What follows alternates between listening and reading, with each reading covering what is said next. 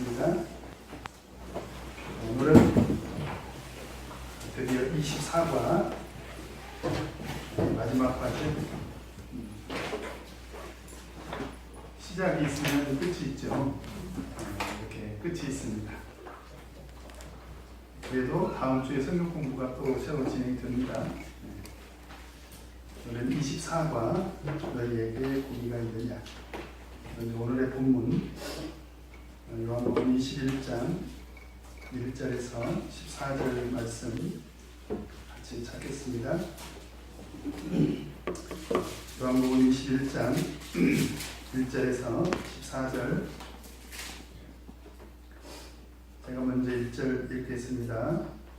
그 후에 예수께서 디베랴 바다에서 또 제자들에게 자기를 나타내셨으니 나타내신 일이 이러하니라.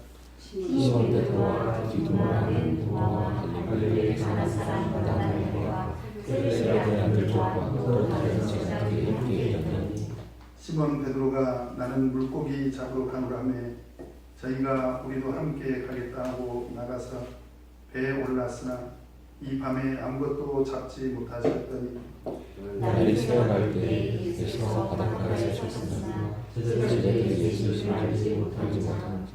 예수께서 이르시되 얘들아 너희에게 고기가 있느냐 대답하되 없나이다. 가라사대 그물을 빼어 배를 세우자 그리하여 건드리라 하시되 이에 던졌더니 고기가 많아 그물을 들 수 없더라.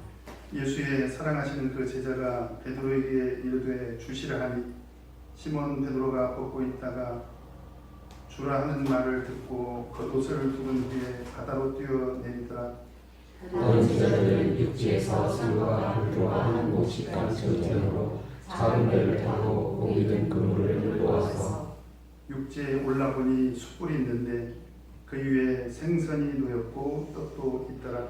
예수께서 가라사대 기둥장 저편을 좀 가져가 하시니 시몬 베드로가 올라가서 그물을 육지에 끌어올리니 가득히 찬 큰 고기가 153마리라. 이같이 마느라 그물이 찢어지지 아니하였더라. 예수께서 가라사대 와서 조반을 먹으라 하시니 제자들이 주신 대로 당신이 누구냐 하는 자가 예수께서 가셔서 떡을 가져다가 저희에게 주시고 생선도 그와 같이 하시니라.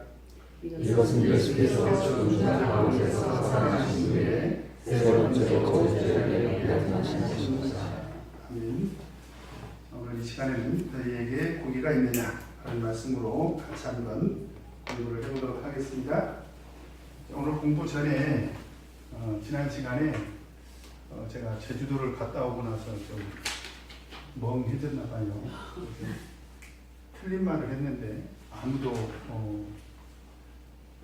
질문하는 분이 없어가지고 그때는 제가 수정을 못했습니다.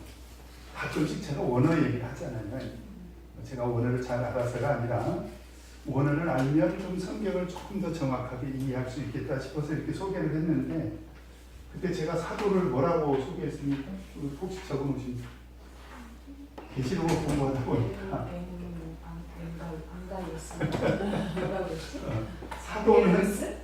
사도는 아포스톨로스입니다.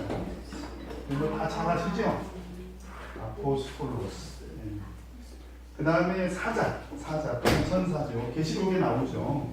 계시록에 계속 사자, 천사는 안겔로스입니다. 안겔로스. 근데 제가 그날 사도를 안겔로스라고 이렇게 말씀을 드렸어요. 알고 계시면 좋을 것 같아서. 그래서 우리는 안겔로스 하면 무조건 천사로만 이렇게 이해하는데 성경을 보면 그 모든 사자들은 안겔로스. 그러니까 사람을 보내도 안겔로스. 그죠? 그러니까 우리가 천사라고 이렇게 번역이 되면 무조건 그냥 날개 달린 하늘에 이렇게 날아다니는 천사들만 이렇게 생각을 할 수가 있는데 안겔로스는 천사나 사자 같은 말입니다. 지난 시간에 말씀을 드린 거고요. 자, 오늘 이 말씀의 제목이 뭡니까? 고기가 있느냐 이렇게 몰라서 이제 물으신 거죠. 너희 그 고기가 있냐? 없으면 사주시려고 그랬는가? 우리가 보통 나이 드신 분이 예를 들면 부모가 우리 이기호 집사님께 이제 아버지가 전화해가지고 야 집에 고기 있냐? 왜 물어봐요? 없으면 사주시려고. 되게 그러잖아요. 근데 사실 예수님은 하나님이시지 않습니까? 그래서 우리가 이적 가운데 예수님께서 일관되게 이렇게 질문하시는 경우가 있는데요. 일관되게 그 내용을 들여다보면 몰라서 물은 적이 한 번도 없어요. 예수님이 이미 다 아십니다. 예를 들면 누군가가 예수님 옷자락을 만지고 병을 고쳤어요. 예수님께서 뒤돌아보시면서 누가 내 옷에 손을 댔느냐? 이렇게 물으시잖아요. 누가 내 옷에 손을 대었느냐? 몰라서 물은 게 아니거든요. 이미 다 아시죠. 그러나 그 여인의 믿음을 드러내시려고 물어보신 거죠. 그 다음에 심지어 귀신 들린 자를 만나가지고 그 귀신에게 내 이름이 무엇이냐? 몰라서 물은 게 아니거든요. 이미 다 군대 귀신이 들려가지고 그렇게 된 것을 아시지만 그것을 드러내시려고 질문하신 거죠. 그러니까 오늘 또 예수님께서 너희에게 고기가 있느냐? 없는 것 뻔히 아시면서 사실은 예수님께서 질문하신 것입니다. 그러면 이 질문에는 반드시 그 질문에 의도가 있다는 거예요. 의도. 오늘 그 질문의 의도가 무엇인지 그것이 오늘 말씀의 또 주제일 수도 있습니다. 그래서 오늘 예수님께서 너희에게 고기가 있느냐? 라고 하는 질문을 왜 하셨는지 같이 한번 공부를 해볼 텐데요. 오늘 이 이적의 특징이 있습니다. 두 가지 특징이 있는데 오늘 본 사건의 이적입니다.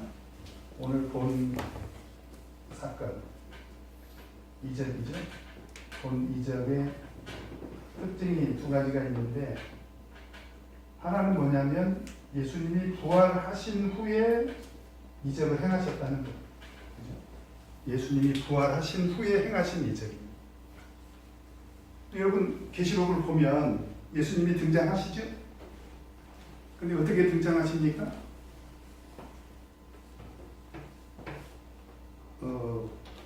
사복음서 안에서의 예수님은 자기를 인자라고 하시지 않습니까? 그죠? 인자라고 이렇게 말씀을 하시는데 계시록에서는 뭐라고 자기를 소개하죠? 인자 같으니라고 하죠. 그 이유가 뭐냐면 부활하신 예수님이시기 때문에 그렇게 표현을 합니다. 그죠? 그래서 부활하신 후에 예수님은 인자가 아니십니다. 왜냐하면 인자는 이제 돌아가셔버린 거죠. 십자가에 달려서 이제 돌아가셔버렸죠. 그때 그 마리아로부터 세상에 오신 육신을 입고 오신 예수님은 아직 이제 돌아가셨습니다. 그래서 부활 후 행하신 그런 이적이다 라고 하는 것입니다. 그리고 며칠 계셨습니까? 세상에 40일이라고 분명히 나와 있죠. 사도행전 1장에 보면 40일 동안 제자들과 함께 계시면서 하나님 나라에 이렇게 말씀을 하셨는데 내가 좀 떡을 많이 먹을 수 있나 했더니 꾸역꾸역 오시네요. 오늘 쫑파 해가지고 떡을 준비해갖고 그래서 그 40일 동안에 예수님께서 어떤 이적을 행하셨는지 성경에는 없어요. 행하지 않으셨다 뭐 이렇게 말할 수도 없고 행하셨다 이렇게 말하기도 어려운데 분명한 것은 뭐냐면 이 이적 외에는 기록이 없으니까 그래서 예수님께서 부활 후에 하늘로 승천하시기까지 며칠 제자들과 함께 계셨다고? 40. 그죠? 그래서 승천 전에 예수님이 하늘로 승천 전 이건 부활 후고 승천 전 행하신 마지막 이적입니다. 마지막. 그러니까 유일하다 이렇게는 말하기 어렵고요. 그러나 마지막 또 그런 이적이라는 것입니다. 그런 측면에서 오늘 사건은 좀 중요하게 우리가 인식할 필요가 있고요. 그 다음에 오늘 이 이적이 소명과 관계가 있다는 거죠. 예수님께서 제자들을 부르시는 것을 우리가 소명이라고 합니다. 소명이라는 단어는 그냥 우리가 한자로 만든 단어고 성경에는 없어요. 성경에서는 뭐라고 하냐면 그냥 부르심이라고 나옵니다. 부르심. 소명이라는 것은 부를 소. 명령 불러서 명하셨다. 명하시려고 부르셨다. 뭐 이렇게 우리가 소명이라고 하지 않습니까? 네. 소명, 부르심 같은 단어죠. 소명과 관계가 있는데 굉장히 유사해요. 예수님께서 첫 번째 제자들을 부르실 때와 대단히 유사합니다. 그래서 여러분들이 누가복음 5장을 이미 다 공부를 했습니다. 우리 사과에서 공부했습니다. 사과에서 굳이 찾지 않겠습니다. 사과에서 누가복음 5장 1절에서 11절까지 공부했는데 그때 누가 고기를 잡고 있었죠? 베드로가. 그죠? 베드로가 뭘 하고 있었다고요? 고기를 잡았는데, 자, 밤이 맞도록 고기를 잡았습니까? 못 잡았습니까? 못 잡았습니다. 밤새도록 했는데 그의 수고가 어떤 수고가 됐다? 헛수고가 됐다. 그럴 때 예수님께서 오셔가지고 그물을 어디로 내리라고 합니까? 깊은 데로 내려라. 깊은 곳으로 이렇게 내리라고 해가지고 결국은 고기를 어떻게 했어요? 가득 채웠죠? 이때는 어느 정도로 채웠습니까? 2배. 2배 가득 이렇게 채워주셨습니다. 왜 2배를 가득 채우셨을까요? 이게 제 생각입니다. 예수님께서 그리고 호련히 데리고 가셔버리잖아요. 누구 데리고 가죠? 베드로, 안드레, 야고보, 요한 이렇게 4명을 호련히 데리고 가셔버리잖아요. 근데 내 생각에요. 그 4명의 장제를 데리고 가면서 그 두 집은 어떻게 되겠습니까? 그러니까 마지막으로 그거 가지고 좀 생계 문제를 해결해 주시려고 했나? 2배 가득 채웠으니까 그 정도 가지고 어느 정도 생활은 해결할 수 있지 않겠습니까? 그죠? 제 생각입니다. 2배 가득 채웠죠. 자, 그런데 오늘 본문도 보면 자, 베드로를 제외한 나머지 제자들도 있어요. 없는 건 아니에요. 오늘은 7명입니다. 7명. 제자들이 다 세보시면 7명이에요. 7명인데 그 중심에 누가 있어요? 고기 잡으러 가자. 누가 있습니까? 베드로가. 그죠? 그리고 예수님 오셨다는 이야기를 듣고 정신없이 예수님을 향해서 달려가는 사람도 누구죠? 베드로죠. 그리고 사실 예수님께서 이 사건 이후에 베드로에게 또 소명을 주시지 않습니까? 그렇죠? 그래서 오늘 또 베드로가 고기를 잡으러 가요. 어떻게? 밤새도록 고기를 잡습니다. 오늘도. 그죠? 오늘도 밤새도록 고기를 잡아요. 근데 한 마리도 못 잡습니다. 그러니까 그물을 어디다 내리라고 해? 오른쪽. 이때는 깊은 곳. 이때는 오른쪽. 오른편. 성경에 오른편이라고 되어 있습니다. 그래서 어떻게 됐습니까? 여기는 2배 가득 채웠고 이때는 그물이 들 수 없을 정도로 또 가득 그렇게 되겠죠. 그죠? 차이점이라고 한다면 깊은 곳에 가서 그물을 내린 것과 오른편. 왜 오른편에 던졌을까요? 어떤 사람은 오른편이라고 하는 것은 이건 정의다, 정의. 하나님의 의다. 오른쪽은 하나님의 권능이다. 근데 이제 그건 아니고 그쪽에 고기가 있었겠죠. 그죠? 깊은 데 가서 고기가 있었을 것이고, 그죠? 없는 것을 예수님께서 만들어 두셨을 수도 있고, 그러나 중요한 것은 고기가 있었다는 거예요. 그리고 고기의 양도 좀 차이가 있었죠. 이건 큰 배가 2개가 가득 채웠고, 여기 그물이 찢어질 정도로 이렇게 가득 고기를 잡게 됐습니다. 몇 마리 잡았습니까? 153마리. 왜 153마리일까요? 조금 이따 좀 설명을, 이 부분에 대해서는 조금 설명을 드려야 돼요. 여러분 혹시 그런 간판 보셨어요? 153 고깃집. 저는 봤습니다. 네? 저는 봤어요. 153 고깃집이 여기서 나온 거예요. 153마리의 고기를 오늘 잡은 거예요. 오남이도. 아, 그렇습니까? 그러네. 153 맞네. 153. 그렇습니다. 네. 자, 그런데 이게 소명과 관계가 있다는 거예요. 그래서 이 소명, 이때 누가복음 5장에서의 소명은 첫 소명이죠. 첫 소명.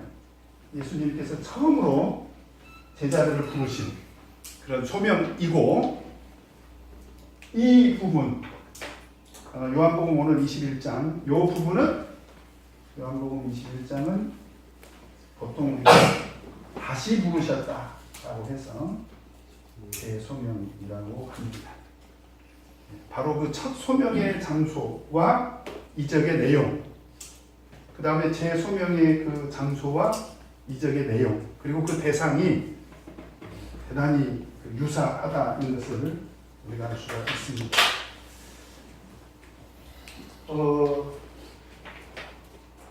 그래서 결국 예수님의 제자들의 사역은 고기와 아주 밀접한 관련이 있다, 이런 것을 우리가 알 수가 있습니다. 실제로 예수님이 첫 소명 때는 내가 너희로 사람을 낚는 어부가 되게 하겠다, 그렇게 또 말씀을 하시기도 했습니다.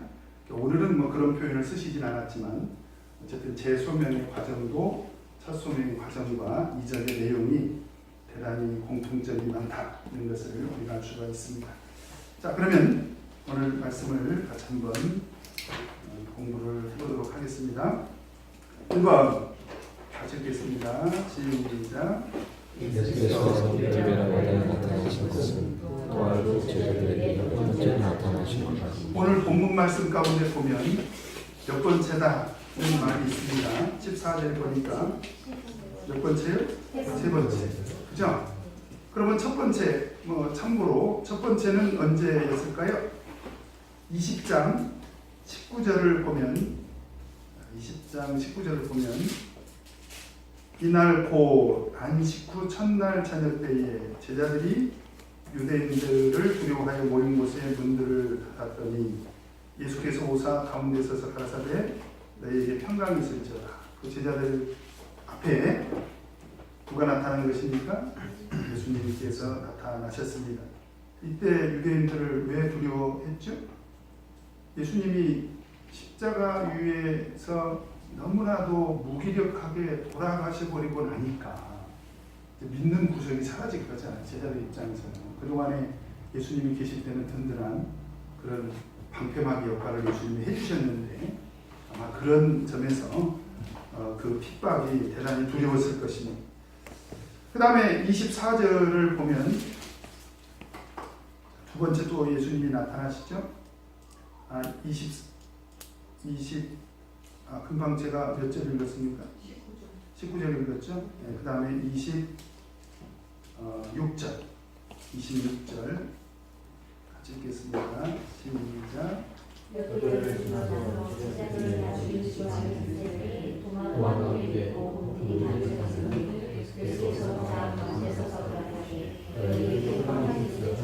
이게 이제 예수님께서 제자들에게 두 번째 나타나신 건데요. 첫 번째 예수님께서 나타나실 때에는 도마가 없었어요. 그죠? 24절에 보면은 디두모라 하는 도마는 예수 오셨을 때 함께 있지 아니하니라. 그러니까 이제 도마가 예수님 그 못자국을 보며 그 못자국에 내 손가락을 넣어보기 전에는 나는 믿을 수가 없다. 이제 그런 얘기를 예수님은 그 자리에 없으셨지만 다 아시죠? 다 영으로 들으셨죠? 그래서 26절에 예수님께서 이제 도마가 있는 가운데 나타나셔가지고 내 손가락을 내밀어서 내 옆구리에 넣어라. 이렇게 말씀을 하시지 않습니까? 그죠? 그러면서 믿음 없는 자가 되지 말고 믿는 자가 되라. 그리고 너는 나를 본고로 믿느냐? 보지 못하고 믿는 자들은 복되도다. 이런 말씀을 하실 때가 바로 두 번째 나타나실 때고, 오늘 이제 본문 사건이 세 번째 이렇게 나타나신 것입니다. 그러면 예수님께서 부활 후에 승천하시기까지 며칠 계셨다고요? 40일. 근데 40일 동안 함께 쭉 계시진 않았네요. 그죠? 40일 동안 그냥 듬성듬성 이렇게 나타나신 것을 우리가 알 수 있습니다. 그럼 몇 번 나타나셨냐? 그건 뭐 성경에 구체적으로 나와 있지 않고, 다만 첫 번째, 두 번째, 세 번째까지는 이렇게 표현이 되어 있네요. 그죠? 근데 제자들 앞에 이렇게 단체로 제자들이 있을 때, 그룹으로 제자들이 있을 때 나타난 건 이렇게 첫 번째, 두 번째, 세 번째 이렇게 셀 수가 있지만, 엄밀한 의미에서 보면 이전에 예수님께서 또 나타나신 적이 있죠. 우리 16절을 한번 보면 20장 16절 같이 읽겠습니다. 시작. 예수께서 말하여 하시기를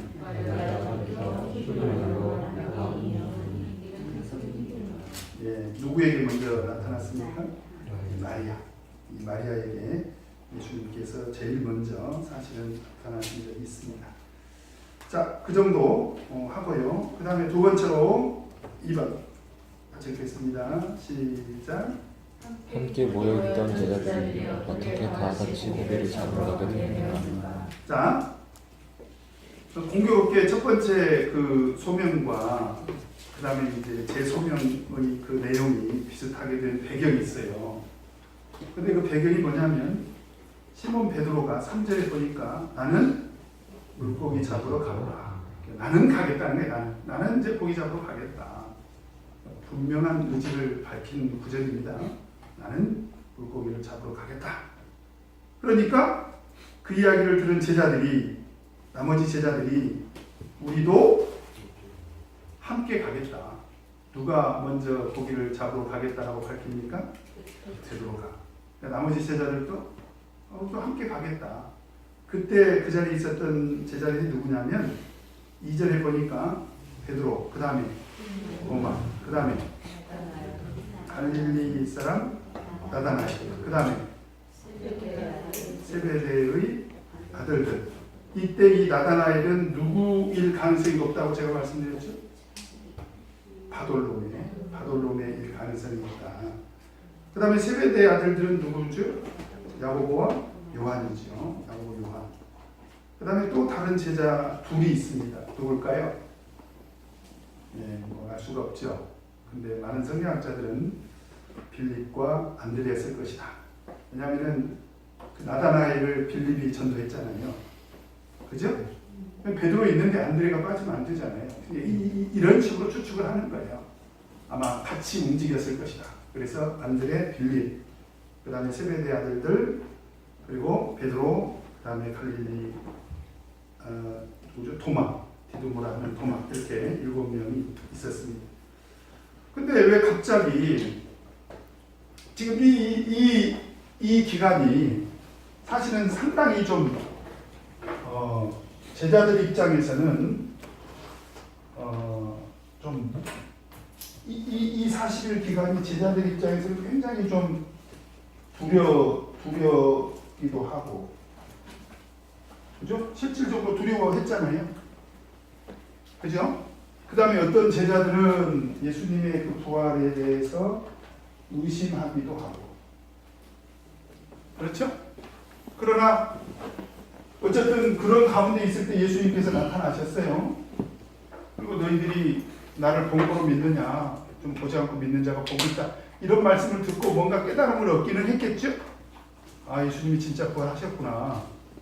그리고는 예수님께서 같이 계시면 좋을 텐데 또 뿅 하고 사라지버린 거예요.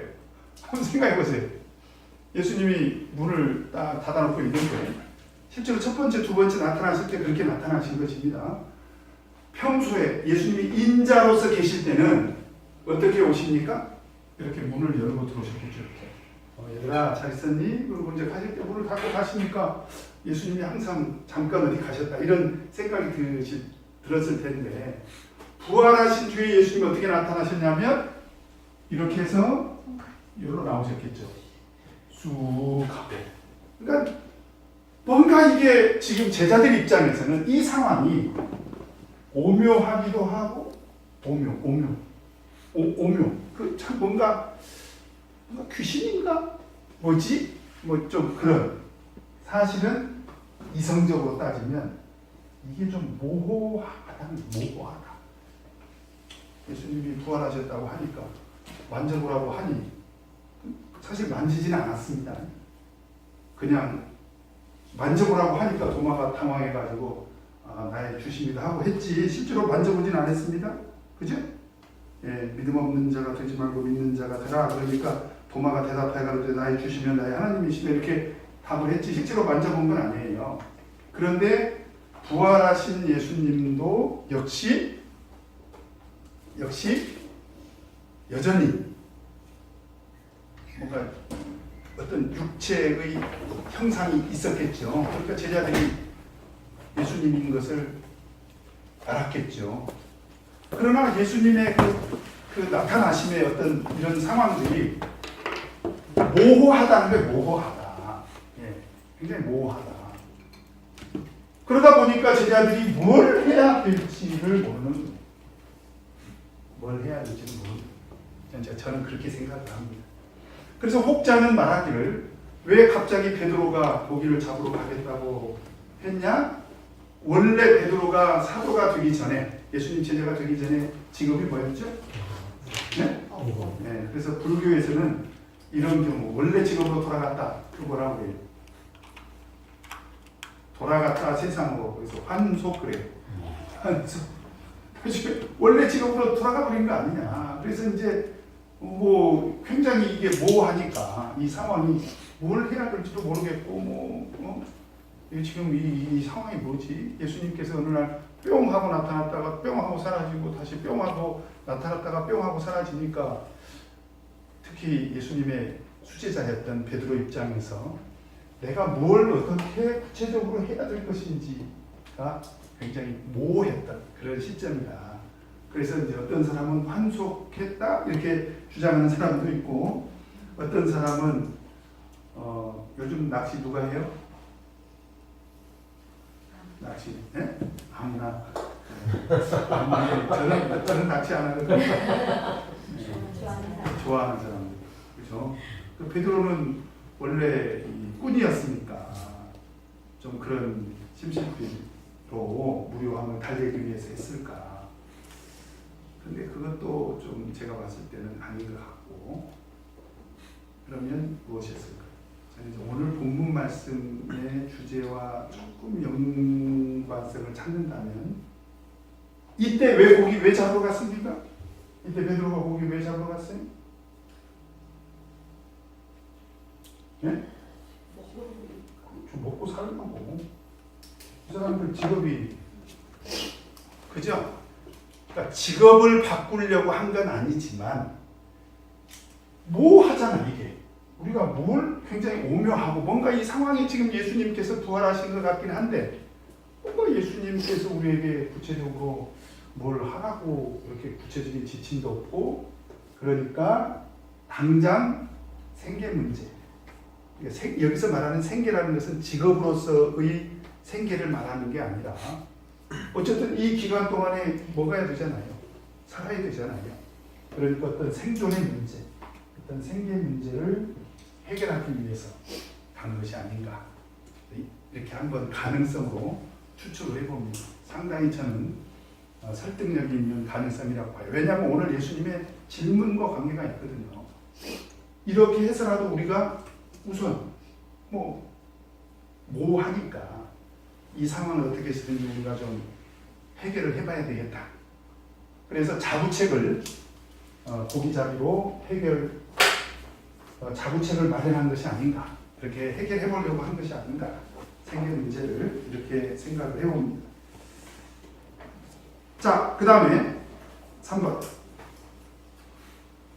나타나신 예수께서 하신 말씀 말씀은 무엇이냐. 자, 5절에 보니까 예수께서 이르시되 얘들아 너희에게 고기가 있느냐 이렇게 부르십니다. 자, 아까도 제가 질문했지만 예수님께서 모르고 하신 말씀일까요? 그렇지 않습니다. 이미 다 알고 오셨어요. 예수님 다 알고 오셨어. 당연히 제자들은 뭐라고 답을 합니까? 없나이다. 고기 못 잡은 거 아시고 오셨습니다.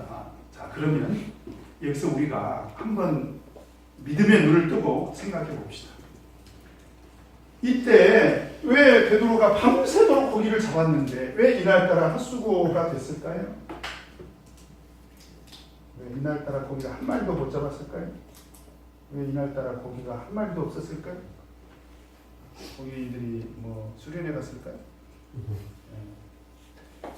이게 하나님의 섭리라는 것입니다.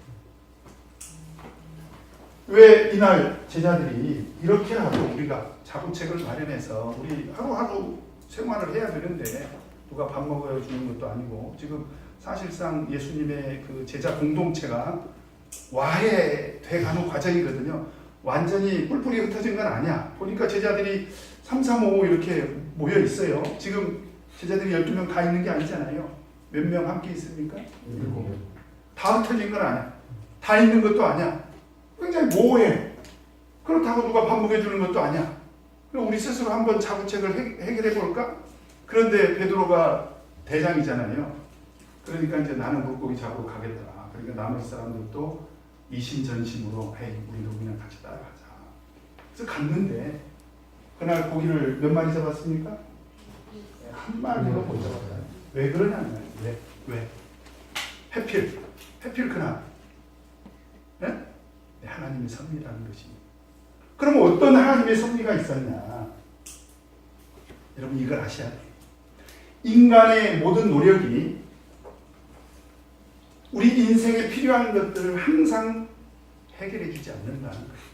여러분 이 사실을 명심하고 살아야 됩니다. 우리가 세상 살 때 정말 열심히 살아야죠. 생계 문제 누가 해결해 줍니까? 우리가 해결해야죠. 그래요. 근데 그걸로 우리 인생의 문제가 항상 해결해 줍니까? 그거를 오늘 하나님의 섭리 가운데서 우리가 깨달아야 된다는 거예요. 그래서 저는 오늘 고기를 못 잡은 것도 하나님의 섭리 가운데서 이해할 필요가 있다. 어떤 사람들은 공교롭게 허탕쳤네. 오늘따라 손님이 없네. 물론 그럴 수도 있습니다. 그런데 이 이적 가운데서는 저는 그렇지 않다. 필연적인 하나님의 섭리가 있었다는 거예요. 왜? 오늘 이 과정은 하나님의 제자들을 부르는 소명과 관계가 있다는 것입니다. 이 이적은. 그래서 예수님께서 다시 제자들을 부르시려고 이런 하나님의 섭리가 저는 발생을 했다. 그래서 하나님의 섭리는 필연적인 것입니다. 그래서 오늘 헛수고한 이 장면은 하나님의 섭리 가운데서 일어난 일이다. 어떤 뜻이 있다고요?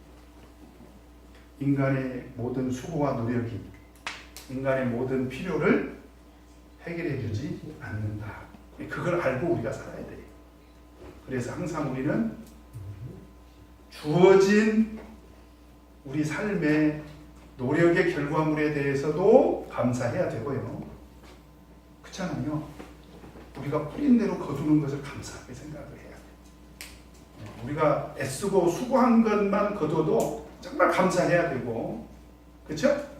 때로 그거조차도 거두지 못할 때가 있다는 것도 아셔야 돼요. 그래서 기도가 필요한 것입니다. 그죠? 네. 기도가 필요해요. 그러니까 그걸 아시고 질문을 하신 거라는 거예요. 너희에게 고기가 있느냐? 너희들이 열심히 밤이 새도록 고기를 잡았잖아요. 3년 6개월 전에도 똑같은 일이 있었습니다. 그렇죠? 그때도 고기 한 마리도 못 잡았잖아요. 오늘도 역시 밤새 고기를 잡았지만 헛수고했다는 것입니다. 그러니까 예수님께서 너희에게 고기가 있느냐? 그거 없습니다. 그래서 예수님께서 뭐라고 말씀하십니까? 그물을 오른편에 던지라. 어떻게 하겠다는 거예요? 내가 해결해 주겠다. 하나님의 이걸 해결지. 하나님의 섭리 가운데서 나타난 인간의 합수고를 무엇으로 채워주십니까? 하나님의 해결로 하나님께서 해결해 주시겠다. 하나님의 은혜죠. 그죠? 그래서 이제 오른편에 그물을 던져서 어떻게 됐습니까? 6절 같이 한번 읽겠습니다. 시작.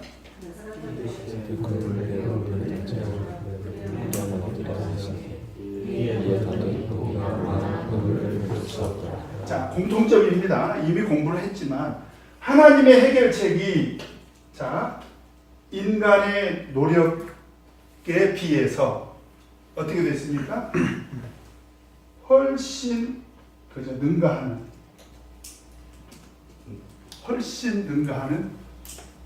결과를 얻었다는 것입니다. 이걸 보고 우리가 뭐라고 해요? 이적이라고 하지. 이적. 바로 그 이적이 무엇과 관계가 있다는 것입니까? 하나님의 소명과 관계가 있다. 그러니까 하나님의 부르심은 굉장히 용의주도하게 이루어진다.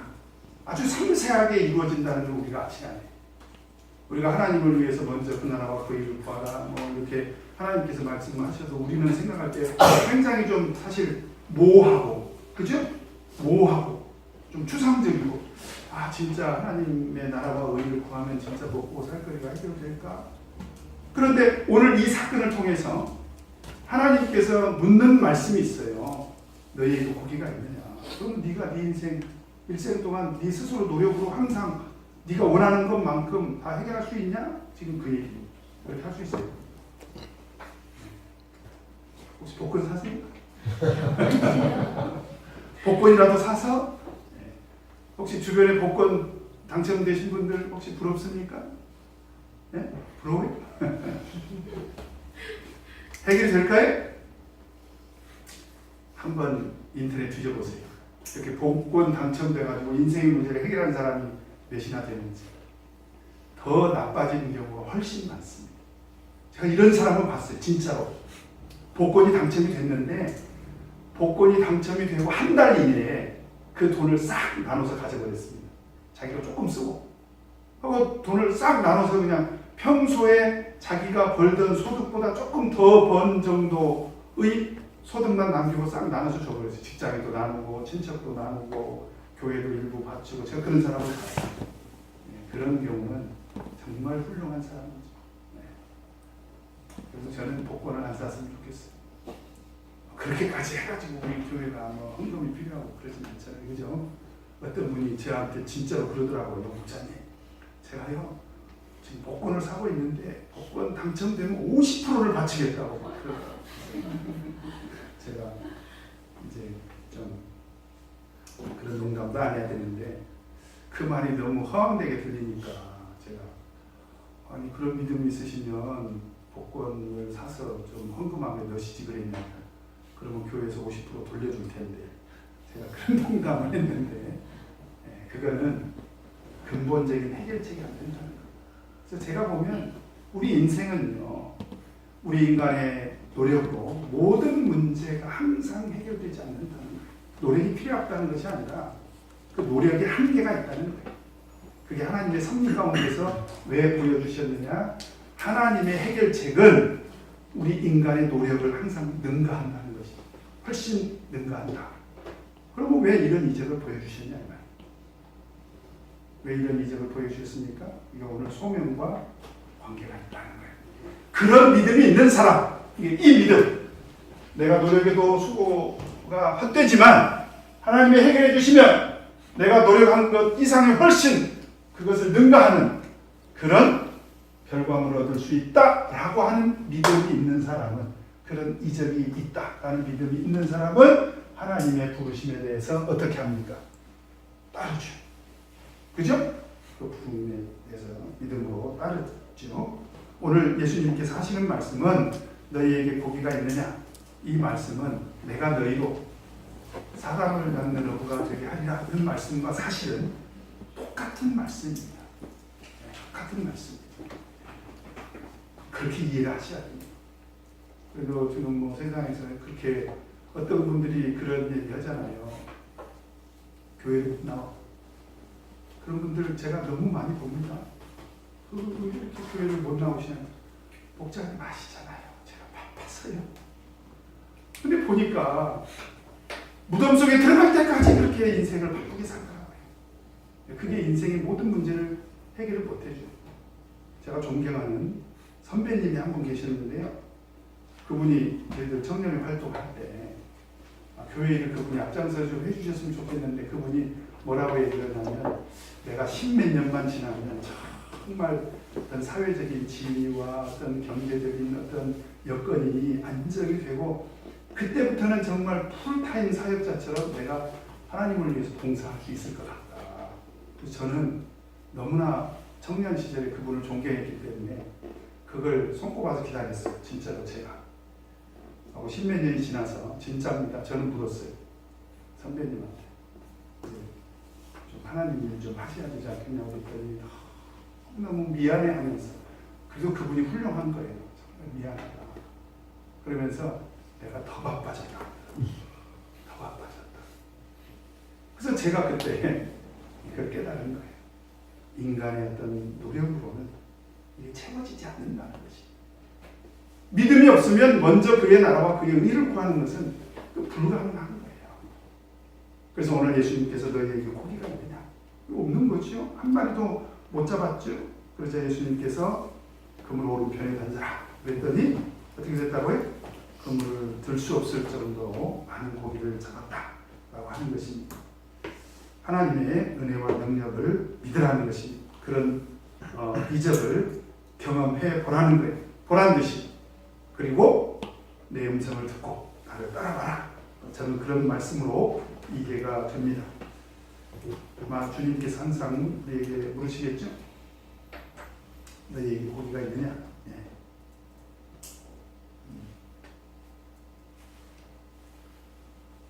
그 다음에 4번 같이 하겠습니다. 시작.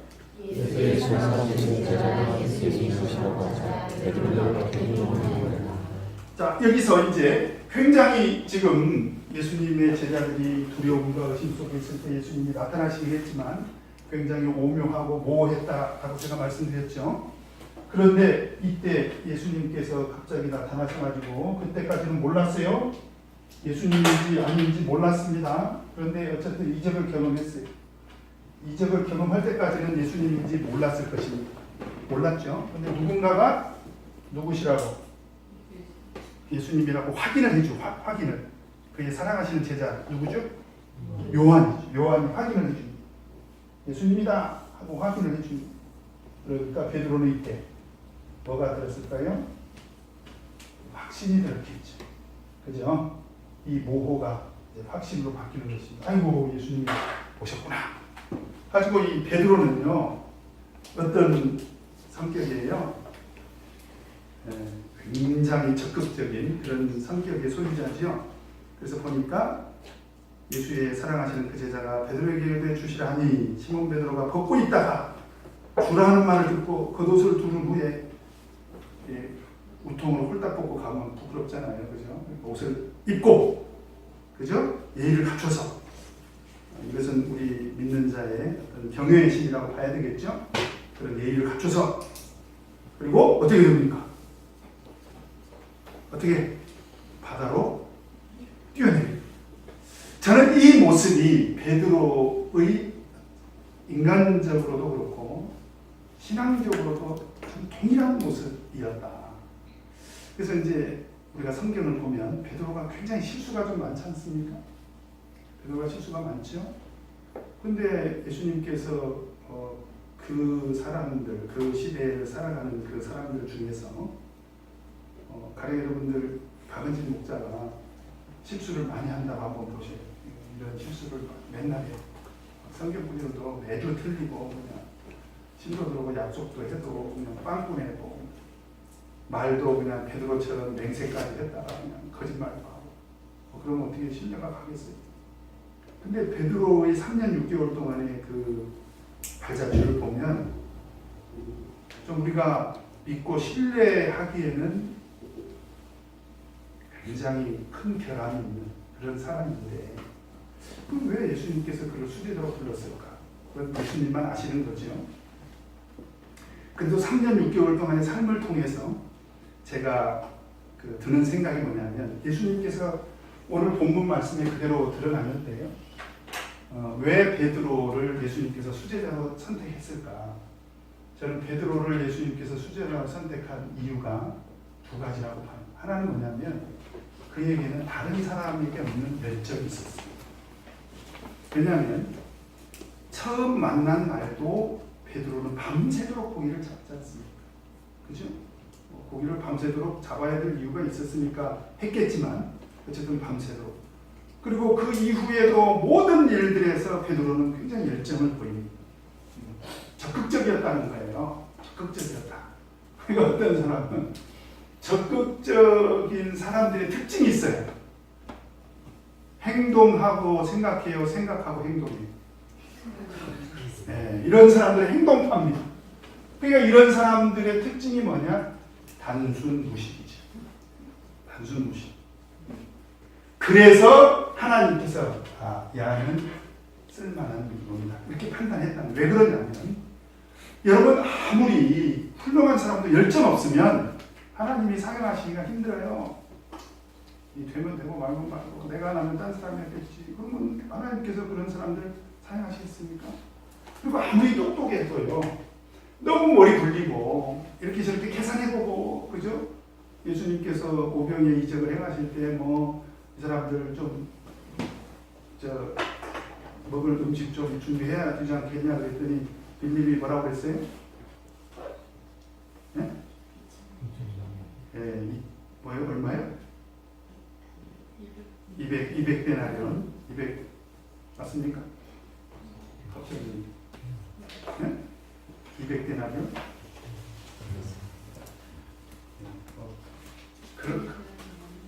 그랬을 거예요. 200데나리온 2천만 원 정도 되는 돈이잖아요. 그래서 계산적인 그런 믿음의 사람들보다는 베드로는 굉장히 단순했다는 거예요. 그래서 이런 사람들의 성향은 이런 과정을 통해서 확신이 들면 어떻게?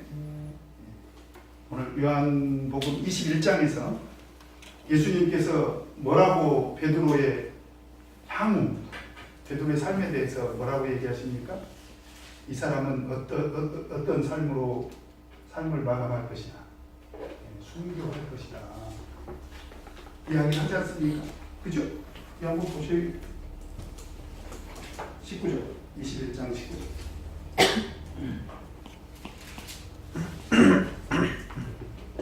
같이 한번 읽겠습니다.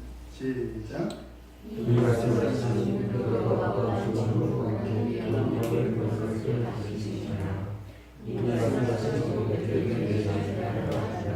지금 오늘 베드로가 예수님이 오셨다는 얘기를 듣고 겉옷을 입자마자 어떻게 뛰어듭니까? 바다로 뛰어들잖아요. 물속에. 여러분 이 베드로의 이 모습은 불 속에라도 뛰어들 사람이라는 거예요.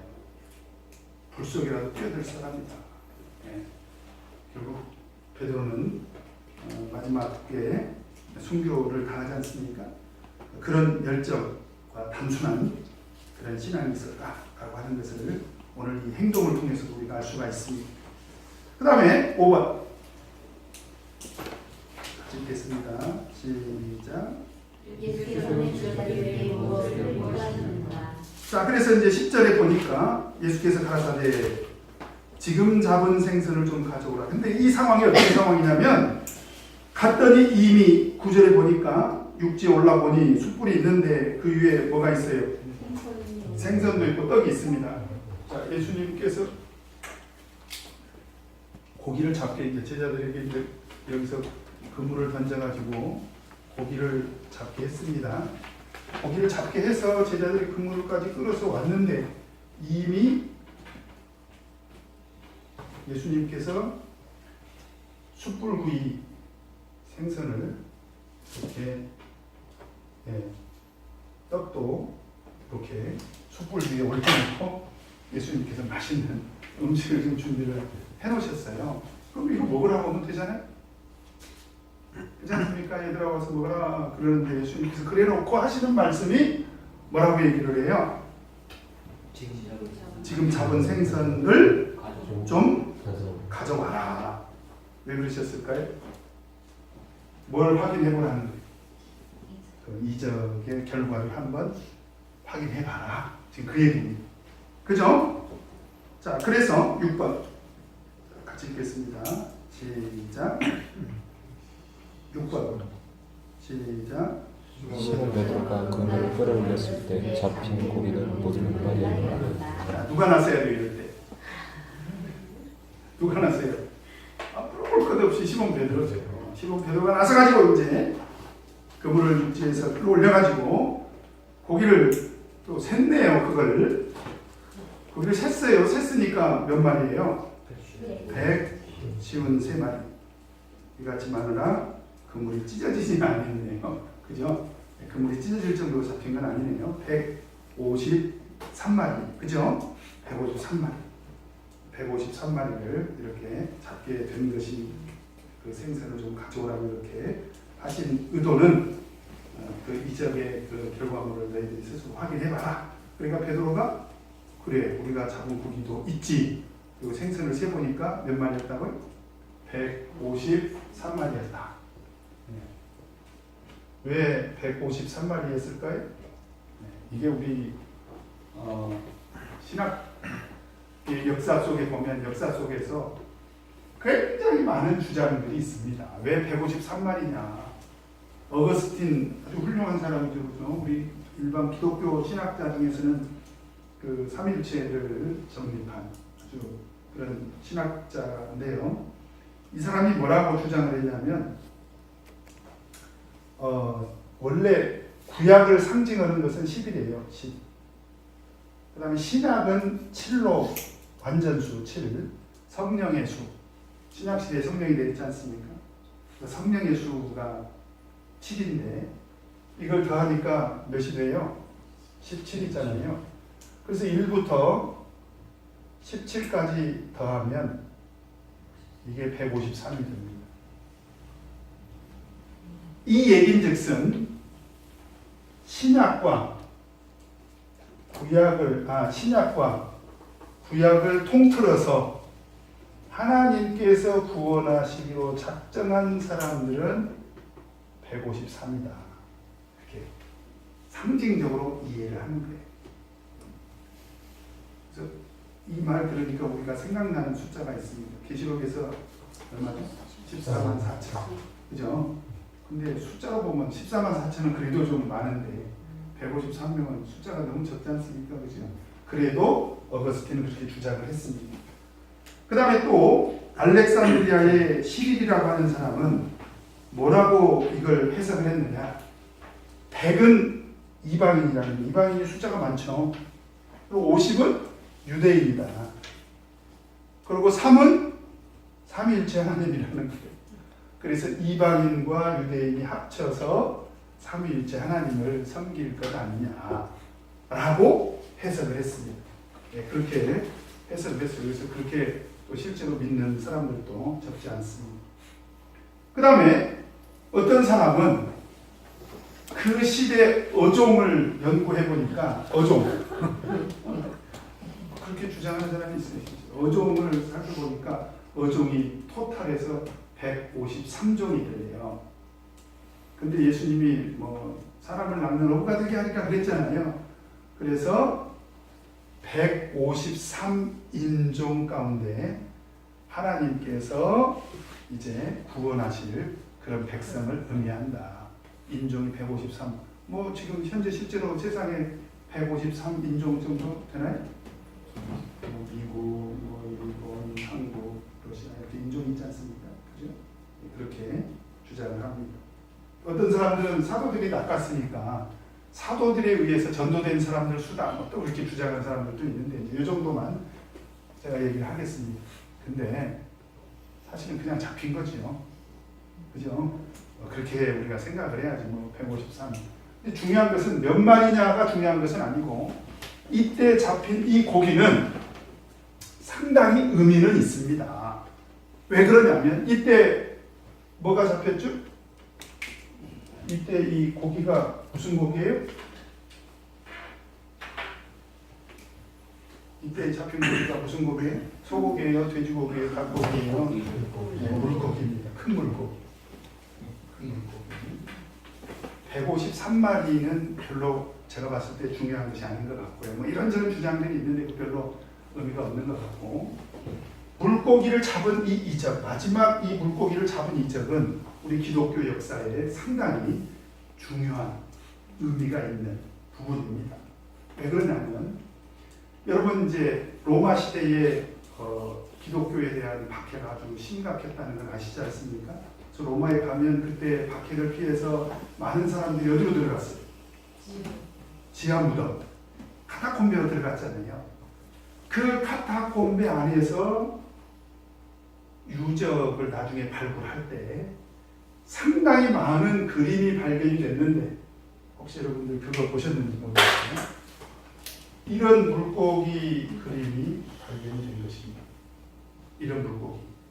그리고 이 물고기에 뭐라고 쓰여졌냐면 이오타, 그 다음에 카이, 그 다음에 데타, 그 다음에 입실론, 그 다음에 시그마. 이렇게 헬라어 5글자가 쓰여져 있는 이 물고기를 발견을 한 거야.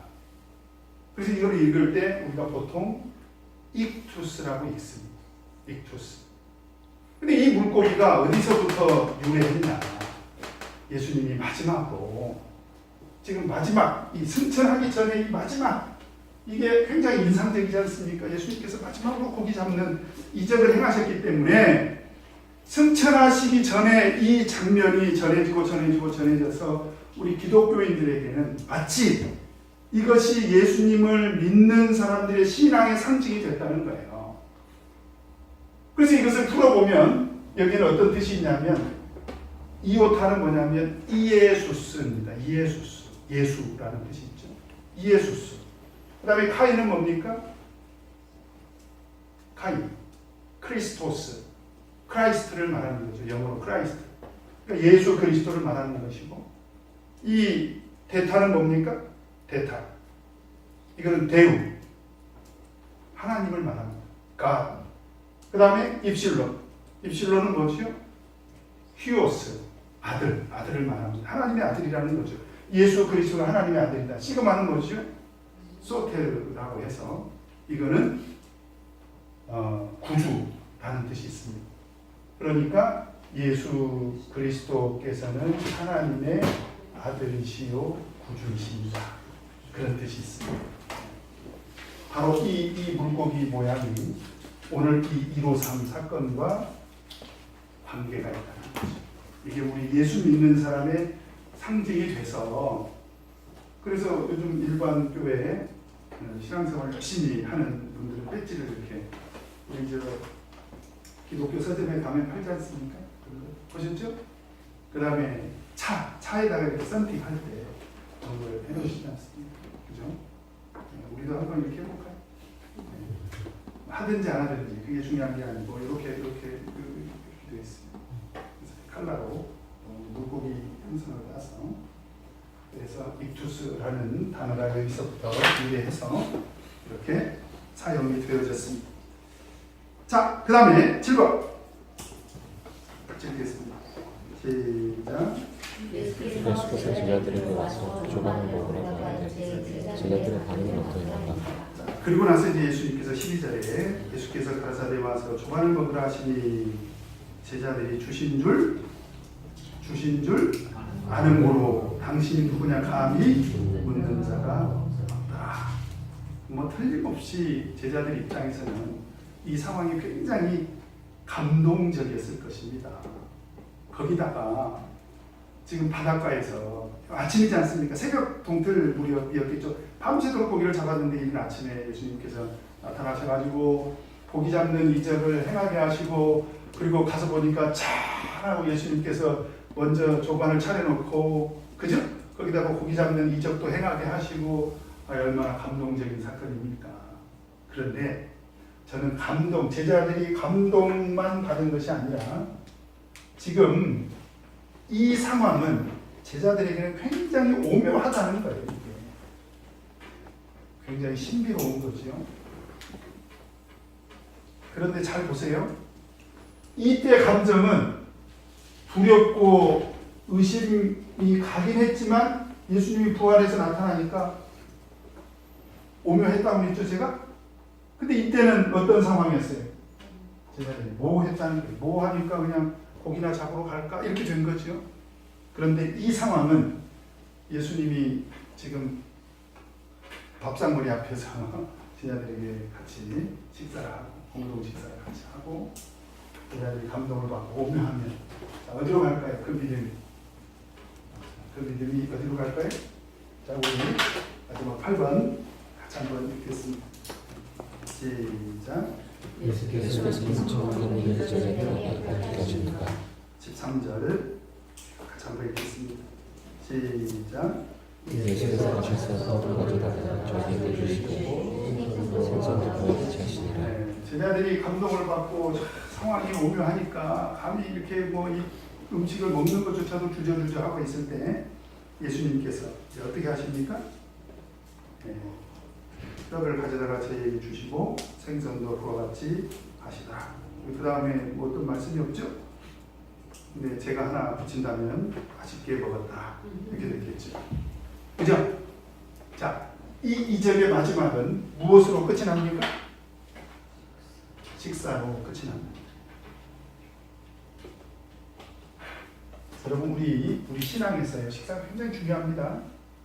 식당에 가서 먹는 식사를 말하는 게 아니고 왜냐하면 당시 문화 속에서의 식사는 단순한 음식을 먹는 것이 아니라 우리 갈라디아서 2장 12절을 보면요 이 식사는 어떤 자리였느냐 우리 갈라디아서 2장 12절 같이 한번 보겠습니다.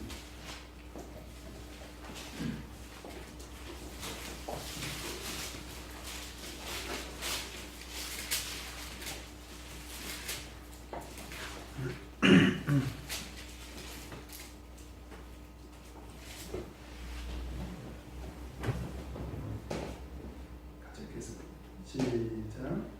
야고보에서 너희들이 전에 너와 너희와 함께 먹다가 너희의 그날의 자리를 기억하여 단순히 밥 먹는 것이라고 한다면, 그죠? 단순히 밥 먹는 것이라고 한다면, 아니 지금 여기 게바가 그 유대인들과 같이 이방인들과 같이 밥을 먹다가 할례자들을 두려워해서 떠날 필요가 뭐 있어요? 같이 밥을 먹는 거라면. 근데 여기는 뭔가 밥 먹는 것 이상의 의미가 있다는 거죠. 맞죠?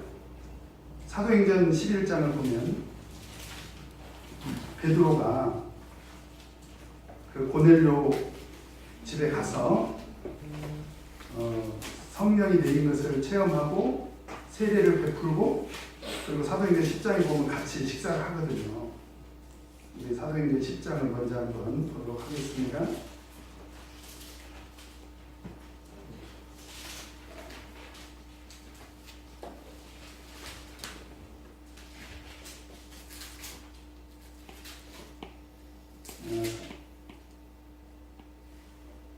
지금 사도행전 10장에는 그런 말씀이 없네. 우리 사도행전 11장 3절 같이 한번 읽겠습니다. 사도행전 11장 3절 읽겠습니다. 시작.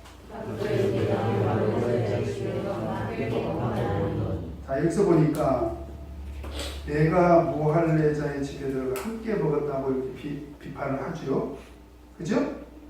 이거를 2절에 보니까 베드로가 예루살렘에 올라갔을 때 할례자들이 일어나요. 이게 무슨 얘기입니까? 함께 먹었다는 것은 그들과 뭘 했다는 거예요? 교제를 했다는 거죠. 교제. 이때 그 교제는 신앙적인 것을 공유했다는 거예요. 사실은. 오늘 예수님께서 제자들과 마지막 이적을 행하신 자리가 바로 그런 의미의 교제, 식사였다는 거예요. 이 식사는 그냥 식사가 아니라 교제, 신앙을 공유하는 그런 의미가 있다. 그래서 예수님께서 그 식사를 어떻게 하셨어요? 이 식사는 어떤 식사였습니까? 준비된 식사였다. 마치 오늘 우리가 안식일에 점심을 먹을 때 우리가 식당에 가서 맛있는 음식 먹으려고 가서 주문해서 먹는 게 아니잖아요. 우리는 태도를 바꿔야 돼 사실.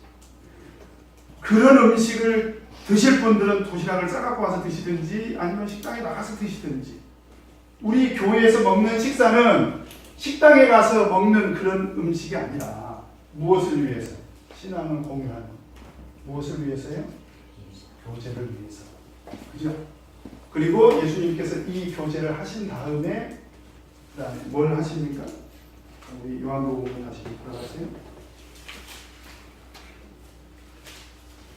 요한복음 21장 15절.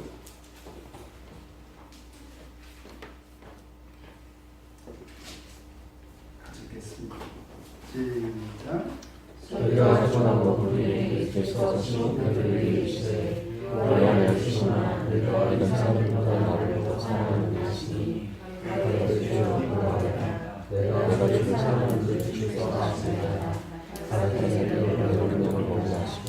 마지막으로 이 교제 자리에서 예수님께서 베드로에게 대표적으로 그렇게 하신 거죠. 그죠?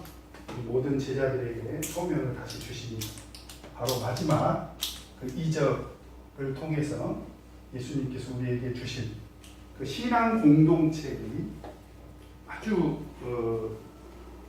말하자면 중요한 그 사명을 하나 주셨는데, 그게 뭐냐? 예수님께서 준비된 식사를 통해서 제자들과 신앙을 공유하는 이런 교제권을 형성해 주시고, 그리고 그 자리에서 뭘 주셨다?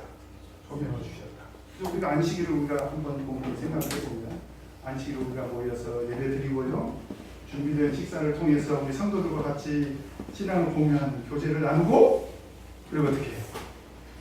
우리 다니엘은 쓰레기 정리하고, 우리 바나바는 화장실 청소하고, 맞죠? 화장실 청소하고, 그 다음에 바울에는 바울의실 정리정돈하고, 그죠? 쓰레기도 버리고, 이렇게 하나님께서 우리에게 주신 그 사명, 그것뿐만이 아니라 우리는 더 나아가서 그 이상의 하나님께서 우리에게 주신 소명을 감당을 해야 되겠죠.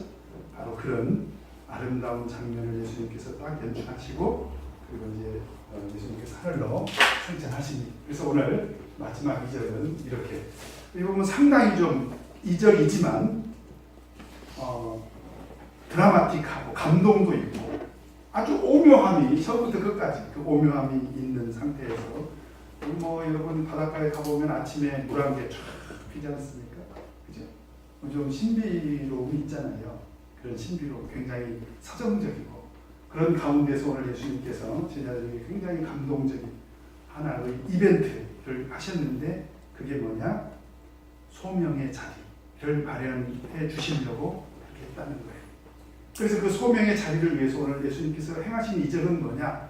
다시 한번 말씀드리지만, 너희들이 인생을 살아가는 동안에 너희들에게 필요한 모든 것을 얻기 위해서 열심히 노력해라. 그러나 잊지 말라. 그것으로 모든 것이 항상 해결되는 것은 아니다. 노력이 필요 없다는 게 아닙니다. 또 예수 믿는 사람들이 오해하면 안 돼요. 땀을 흘리라고 했잖아요. 우리가 땀을 흘려야 됩니다. 그러나 그 모든 노력으로도 얻지 못할 수가 있다는 거예요. 헛수고일 수가 있다. 왜? 그게 하나님의 섭리 가운데서 그것은 되어진 일이라는 것입니다. 왜 그렇습니까? 하나님이 도와주셔야만 그것을 능가하는 훨씬 더 큰 결과를 얻을 수 있다. 그래서 우리는 어떤 일이 있어도 먼저 그의 나라와 그의 의를 구하는 그런 노력도 우리가 게을리하지 말아야 됩니다. 얻어진 소득에 대해서도 항상 감사해야 되고요. 앞으로 우리가 목표로 하는 모든 일들에 대해서 우리가 항상 하나님의 인도하심을 구하는 그런 삶을 살아갈 때 하나님께서 더 큰 이적을 우리에게 보여주신다라고 하는 것입니다. 자, 그러면 내 삶에 적용하기 같이 한번 보겠습니다. 같이 같이 읽겠습니다. 시작. 예수께서 그들을 제자들에게 원하시는 그 성도에 나타나셨습니다. 그는 그들의 제자들과 사람들과 그리스도의 성도에서 보는 변대시게 되었습니다. 나는 어제라도 성도님이 그 무엇보다 중요한 확실히 깨달았습니다. 나는 지금적으로 삶을 감당하기 위하여 어떻게 구체적으로 준비하고 있습니다. 너희에게 고기가 있느냐 하는 말은 오늘 말씀을 전체적으로 종합적으로 이렇게 이해를 한다면 이 말씀은 내가 너희로 사람을 낳는 어부가 되게 하리라 하는 말씀과 동일하다 이렇게 이해를 하면 좋겠습니다.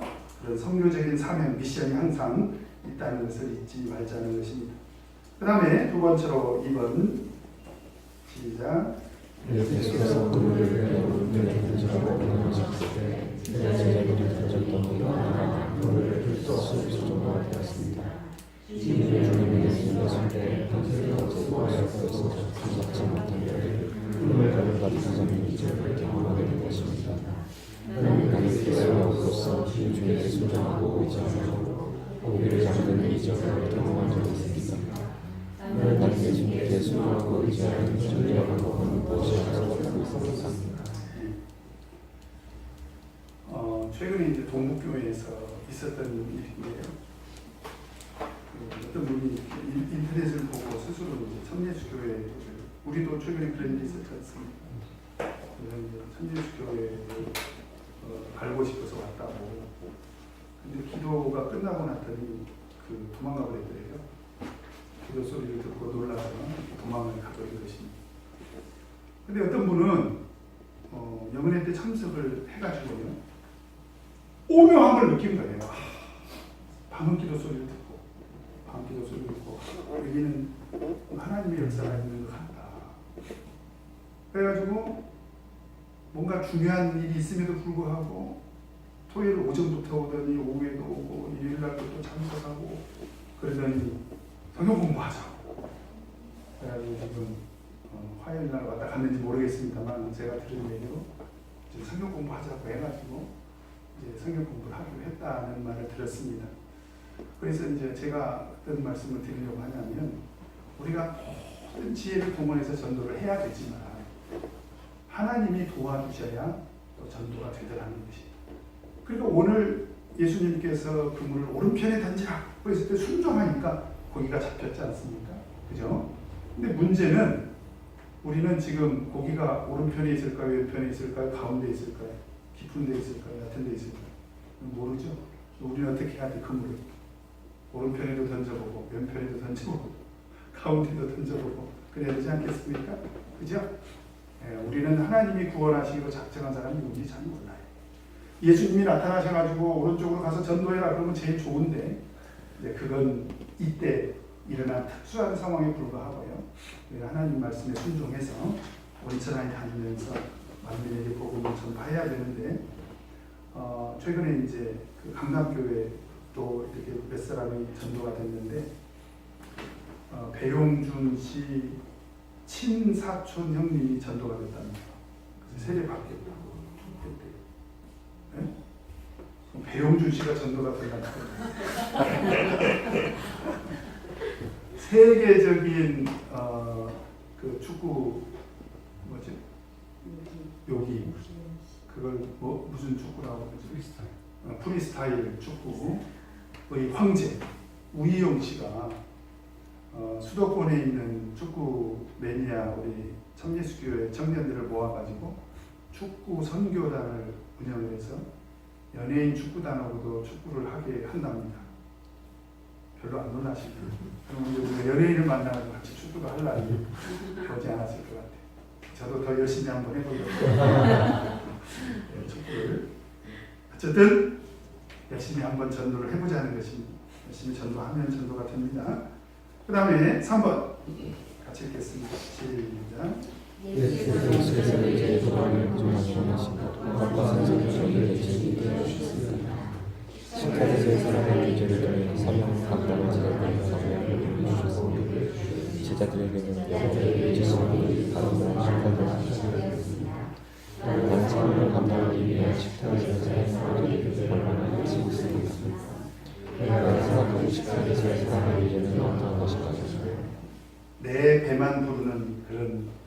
식탁이 되서는 안 됩니다. 신앙을 공유하는 그런 아름다운 식탁의 교제가 되어야 됩니다. 그 다음에 적용 포인트 같이 한번 읽겠습니다. 시작. 예수께서는 받아주신 것을 세하지 않으시고 저희들에게 성도를 사랑하시면서 이렇게 주셨습니다. 오로지 성도를 사랑하는 우리 생애의 실천을 가장 중요한 사정을 펼쳐주신 것입니다. 하나님 나에게 맡겨주신 성도적 삶을 감당하기 위해 얼마나 최선을 다하고 있습니까? 자, 이로써 예수님의 일절 24절까지 공부를 마치도록 하겠습니다. 그동안 열심히 성실하게 참석해 주신 분들께 진심으로 감사를 드리고요. 예수님의 일절이 끝이 났지만 다음 주에는 예수님의 비유 다시 공부하도록 하겠습니다. 또 그 비유 속에는 하나님의 아주 오묘하신 그리고 하나님의 생기가 더 있습니다. 그 비유 열심히 참석해 주시기 바랍니다. 우리 다 같이 기도하겠습니다.